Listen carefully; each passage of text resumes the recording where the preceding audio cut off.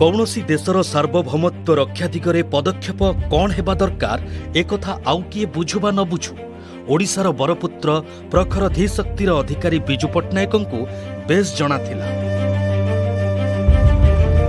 Bharat China सीमांतरे special frontier force और चौद्वार चारबाटिया ठारे एआरसी हेउछि एहार ज्वलंत उदाहरण। 1962 मसीहा भारत चाइना युद्ध परे तत्कालीन प्रधानमंत्री जवाहरलाल नेहरू भारत चाइना सीमांत सुरक्षा प्रति जत्नशील हेबा पई प्रवर्ताइबा और एक सुरक्षा बलय स्थापनार आवश्यकता विषय बुझाई वर्तमान स्पेशल फ्रंटियर फोर्स बीजरोपण करथिले।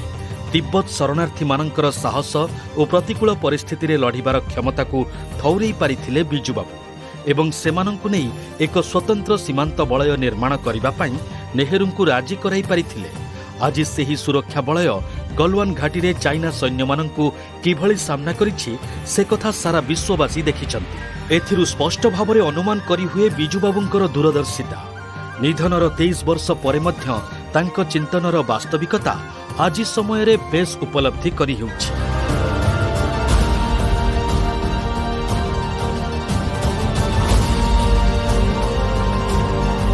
बिजुबाबूंकर दूरदर्शितार आउ एक उदाहरण हेउछि कटक जिला चौद्वार चारबाटिया ठारे एआरसी बा एविएशन रिसर्च सेंटर। यह वायुसेना और भारतीय गुइंदा संस्थार मिलित परिचालन एक गुप्त सामरिक उड़ाण स्थली। वायुसेनार अनेक सफल मिशन रे यह भागीदार साजिछि।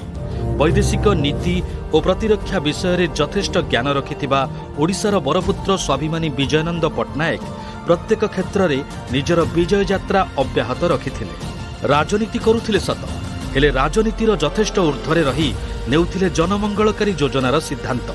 1988 मसीहारे जनता दल संरचनार से थिले अन्यतम बिंधाणी।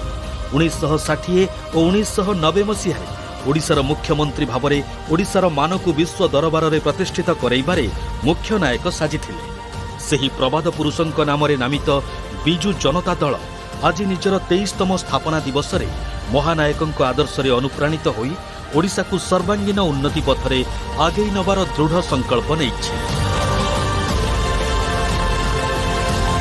हे वीर चिर नमस्य प्रातस्मरणीय बिजुबाबू समग्र ओडिया जाति आपणଙ୍କୁ जणाउछि हृदयरु कोटि कोटि प्रणाम।